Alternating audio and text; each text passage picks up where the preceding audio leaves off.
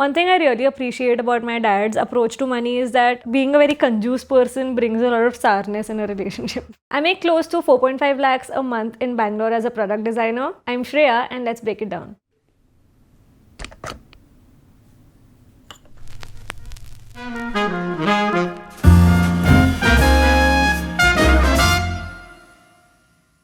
The base salary comes up to 72 lakhs a year and I work for a US based tax and compliance software. So I studied interior and furniture design from 2014 to 18. I worked as a furniture designer for 2.5 years and I used to make about 10 to 25,000 a month in those 2.5 years, and that was just too less money to survive off of. And it was a running joke in my house that, just sit at home and take that money from me. My dad would joke about it that, why don't you sit at home, I'll give you 25,000. So it was a running joke, but it hurt, because it was like, I can't even take care of myself. I grew up in a Marwadi family, which means that everybody runs a business. And we started from the absolute scratch. My granddad, my grandmom, him, my mom and me. We were like, it was 5 people at home with 5,000 rupees to spend. But my dad decided that he wanted to do something of his own because he could not run the family with 5,000 a month cash.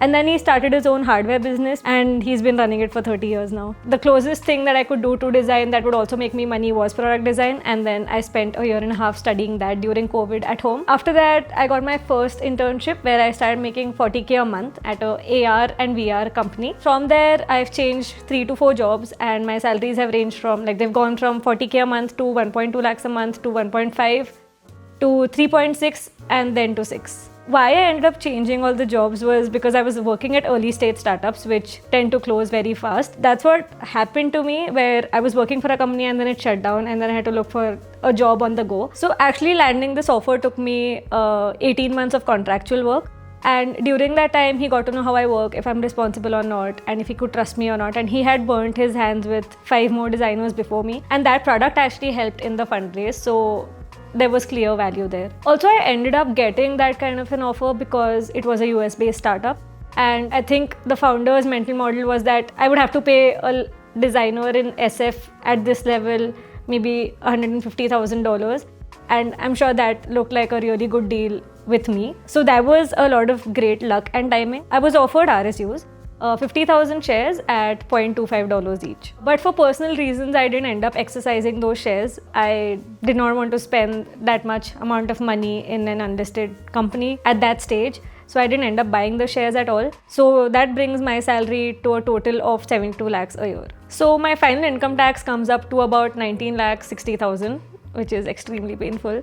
And it includes my income tax, health and education cess, surcharge, and something called a professional tax. And then my provident fund came up to 21,600, 1,800 per month. So my total deductions come up to about 19 lakhs and 80,000. So my annual take-home post-tax came up to 53 lakhs 45,000, which brings my monthly take-home to 4 lakhs 45,000. So let's get into how I actually spend my money. At my company, we have this HR software that lets me split my money into multiple bank accounts. So I allocate 50% to my daily expenses account, which comes up to about 2,20,000, and the other half goes into a savings account, which again is another 2,20,000. So my savings account I use for wealth creation, which goes into mutual funds and stocks. And my other account takes care of living expenses, lifestyle expenses, and buffer cash. Coming to my wealth and investment section, I deploy 1,50,000 into 3 mutual funds, and I've turned on SIPs for those. So the funds are Quant Small Cap, Nippon Small Cap, and ICICI Technology Fund. And since I'm younger, I prefer investing in small caps because they have a higher return, although they have a higher risk. And the other 50,000 I invest in direct stocks through my family's recommendations, which leaves about 20,000 extra, which I save for a rainy day or if I have a great recommendation or if I need to deploy it somewhere else. And that brings my total investment monthly to about 2 lakhs. Coming to my living expenses, the biggest chunk goes to rent, which is 20,000 a month. And honestly, the rent comes out cheap given the flat is a 3 BHK in Koramangala right next to Forum. Also, I'm not married right now, which is why I can afford to live with 4 more people. And it's a great learning experience, but I'm also craving my own place. My groceries come up to about 5,000 a month, and I'm vegetarian and I prefer a healthy diet, so I end up spending a lot of money on protein, fruits. Then comes utilities at 3,500 per month, which includes Wi-Fi, electricity, a water subscription in Bangalore as usual, maintenance. Then comes house help at 6,000 a month, my share, which is split between a cook and a didi who does cleaning and laundry for me. My transportation expenses come up to about 5,000 a month. Although my office is very close, I still end up taking an auto even after having an Activa because I'm just generally anxious to go out on the streets of Bangalore. And we also end up going to Indiranagar or someplace else for dinners, so there also we prefer taking autos. So I have a 50 lakh cover health insurance. I pay about 61,000 every year for it, and it comes up to 5,000 a month. But I actually just end up paying it once a year.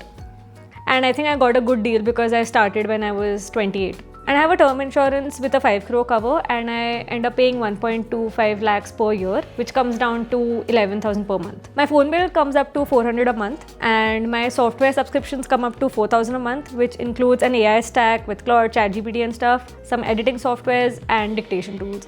And that brings my total living expense to 54,900. Coming to my lifestyle expenses, although these don't happen every month, they're very sporadic, I'm just going to break it down monthly so that it makes sense to you. So I made sure that my lifestyle wouldn't change drastically with the amount of money I made because that's just how we operate. Whatever you have, also save some of it. Also, I think that's a very Marwadi culture that kind of trickles down to everybody. Something that does happen monthly is eating outside. We usually go to cafes and nice places to eat. So eating out comes up to about 10,000 a month. Something I absolutely love spending money on is furniture and home decor, and I'm a complete homebody, so I end up splurging a huge amount on furniture one day, and that comes up to about 20,000 a month. The other thing I spend money on regularly is books, and that comes up to about 3,000 a month, and I don't hesitate in buying any book. I usually prefer reading books physically, so I don't even have a Kindle, and I usually have all of my books just physically present. One new expense that has entered my life is traveling to the US because my fiance mostly lives there now.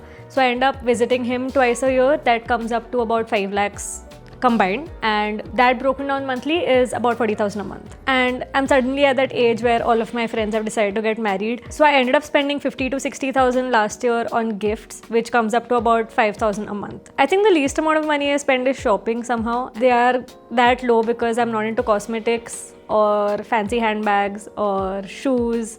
I just like clothes, and I've had some of my clothes since the last 10 years. Finally, we end up spending 3,000 odd to go to movies and stuff, and I'm not a big concert fan, or Bangalore does not offer much if you're not a drinker.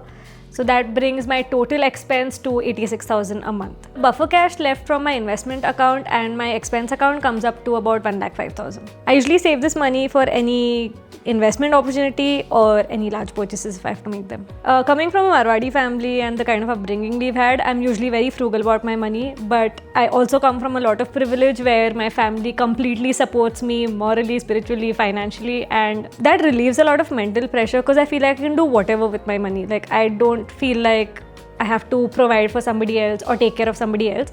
And I do think that my relationship to money will change once I get married or once I have children, if at all.